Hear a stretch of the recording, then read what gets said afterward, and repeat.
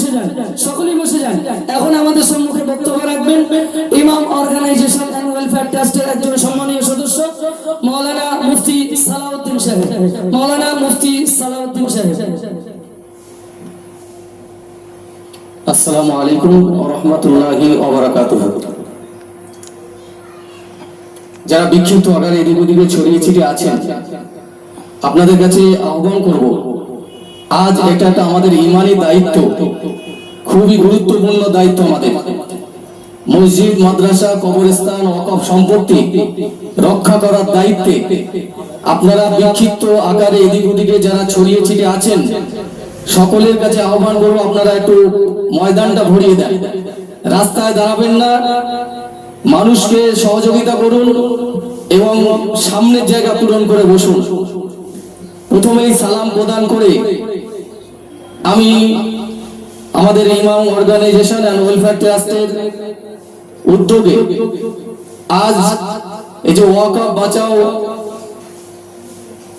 সম্মেলন, এই সম্মেলনের আজকের যে আয়োজক এবং আজকের এই অনুষ্ঠানের সভাপতি হাফেজ নাসিরউদ্দিন মিসবাহ সাহেবকে আমার আন্তরিক ধন্যবাদ ও শুভেচ্ছা জানাই।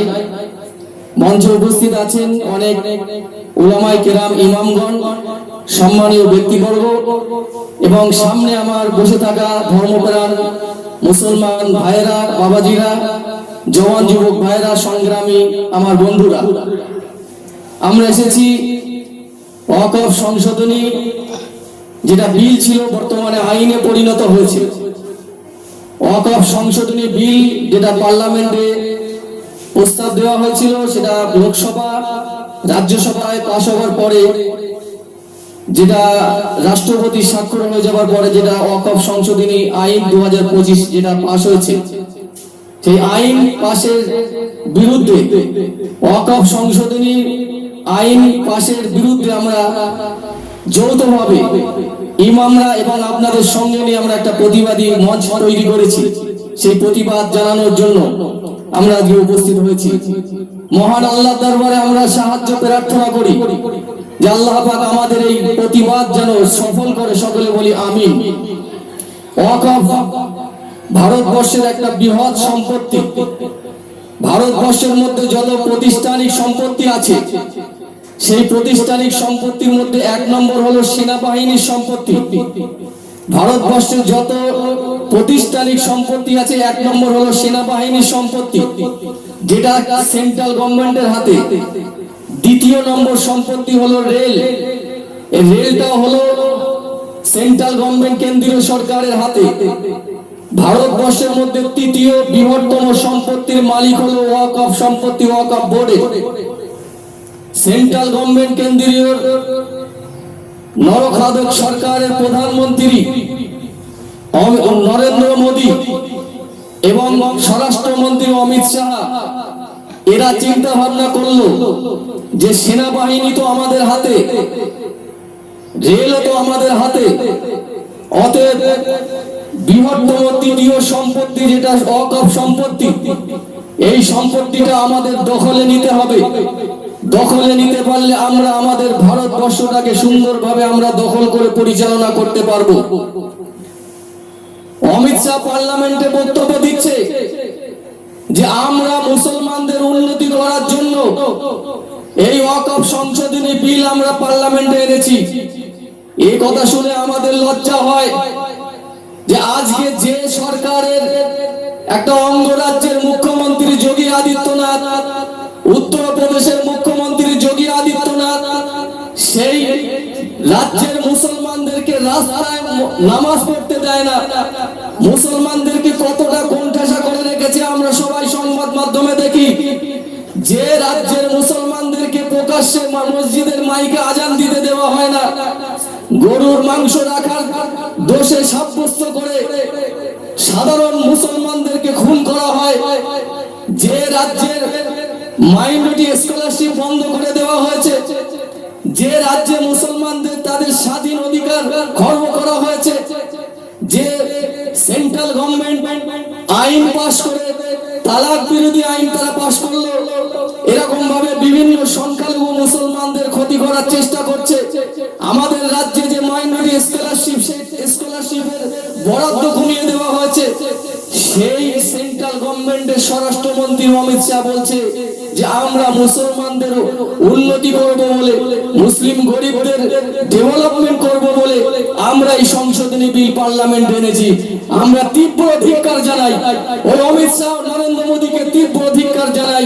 আমরা মুসলমান, নবী মুহাম্মদুর রাসূলুল্লাহ সাল্লাল্লাহু আলাইহি ওয়াসাল্লামের উম্মত।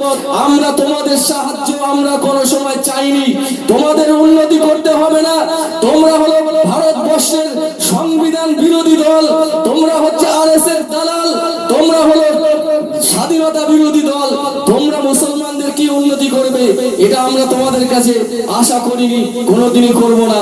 ভাইয়ান বাবাজিরা, আজকে আমরা একটা জিনিস এখান থেকে বুঝতে পারছি পরিষ্কার, যেটা হলো মুসলমানদের উন্নতি করার জন্য এই সংশোধনী ওয়াকফ সংশোধনী বিল আনেননি। আপনারা সবাই সোশ্যাল মিডিয়ায় দেখেছেন যে আজকে ভারতবর্ষের একজন শিল্পপতি, ভারতবর্ষের শিল্পপতি আম্বানি, সেই আম্বানির বাড়িটা, ফ্ল্যাটটা, তার সম্পত্তিটা ওয়াকফ সম্পত্তির উপরে। কি তাই তো দেখেছেন তো নাকি? ওয়াকফ সম্পত্তির উপরে আম্বানির ঘরটা, বাড়িটা। আজকে মুসলমানদের উন্নতির জন্য তিনি ওয়াকফ বিল আনছেন না, আইন পাস করেননি। তিনি আম্বানিকে বাঁচাবেন বলে ওয়াকফ আইন পাস করেছে। আম্বানিকে বাঁচাবে বলে ওয়াকফ আইন পাস করে, যাতে আম্বানি তার ওই সম্পত্তির উপরে বেঁচে থাকতে পারে। আমরা তীব্র ধিক্কার জানাই এখান থেকে। তোমার ভারতবর্ষের মুসলমানদের সম্পত্তি, ওয়াকফ সম্পত্তির উপরে নজর দিতে হবে না। শিল্পপতিরা, নীরব মোদীরা কোটি কোটি টাকা সম্পত্তি নিয়ে যারা বাইরে চলে যাচ্ছে, যারা দেশের সম্পদ লুট করে, ব্যাংকের সম্পদ লুট করে, জনগণের সম্পদ লুট করে, কোটি কোটি টাকা জনসাধারণের টাকা আত্মসাৎ করে যারা বিদেশে চলে যাচ্ছে, সেই সম্পত্তিগুলো তুমি আগে সংশোধন করে সেই সম্পত্তিগুলো ঠিক করার চেষ্টা করো। আমাদের সম্পত্তির দিকে নজর দিতে হবে না।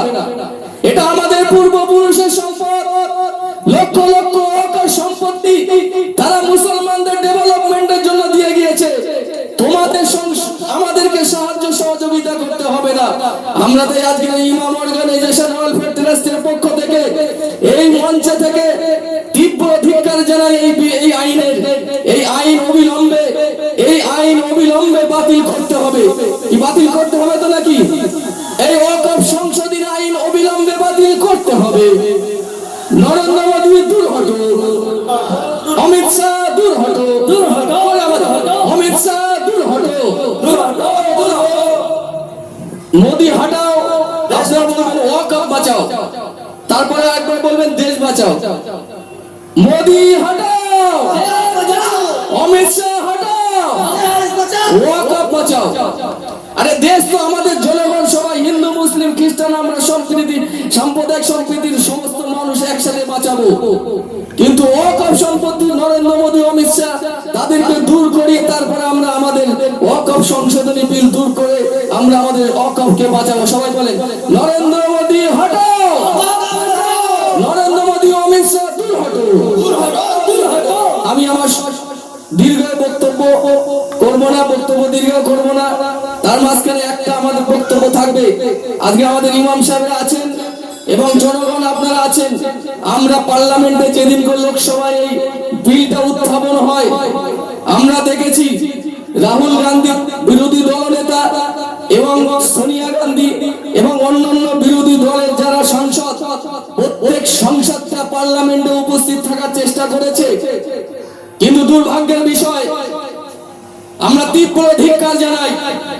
আমাদের পাশে আমাদের বারাসাতের মাননীয় সাংসদ ডক্টর কাকলি ঘোষ দস্তিদার, তিনি উপস্থিত ছিলেন। আমরা তাকে আন্তরিকভাবে সাধুবাদ জানাই।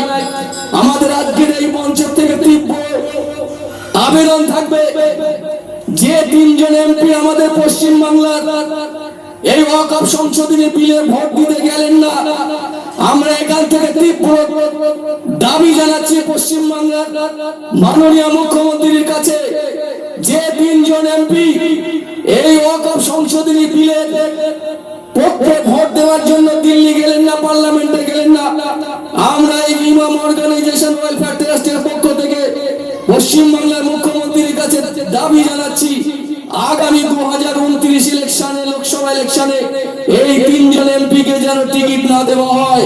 আপনারা মতামত আছেন তো নাকি? কেন তারা ভোট দিতে গেলেন না? কেন গেলেন না? সেকুলারের নাম করে আপনারা ভোটলেন, হিন্দু মুসলিম খ্রিস্টান সবার ভোটলেন। বীরভূমে শতাব্দী রায় আপনি মুসলমানদের ভোটে জেতেননি। দীপক অধিকারী দেব আপনি কি মুসলমানের ভোট দিয়ে জেতেননি? জগদীশ চন্দ্র বসুনিয়া আপনি শতাব্দী রায় বলছেন আমি সেলাইন নিয়ে শুয়েছিলাম, তার দুদিন পরে আপনি শোভাযাত্রায় আপনি উত্তরীয়পুরে ঘুরে বেড়াচ্ছেন। আমাদেরকে বোকা পেয়েছেন, আমরা কিছু বুঝি না। সংখ্যালঘুদের হয়ে যারা কাজ করছে আমরা তাদের অবশ্যই সাধুবাদ প্রশংসা জানাই।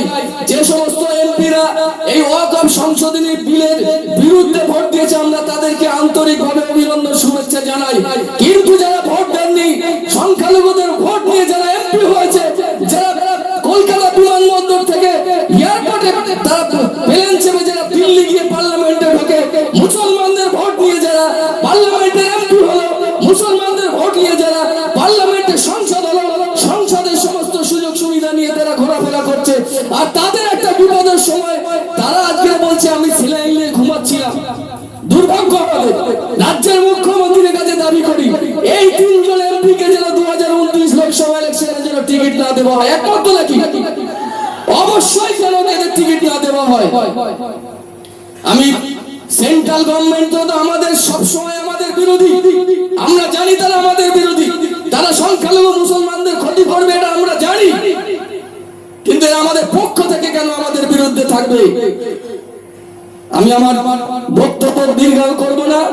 এখান থেকে আমরা দাবি জানাচ্ছি আগামী 26শে এপ্রিল যে ব্রিগেডে যে আমাদের এই ওয়াকফ বাঁচাও যে প্রতিবাদী ডাক দেওয়া হয়েছে, সমস্ত সংগঠনের উদ্যোগে আপনারা সবাই যাওয়ার চেষ্টা করবেন।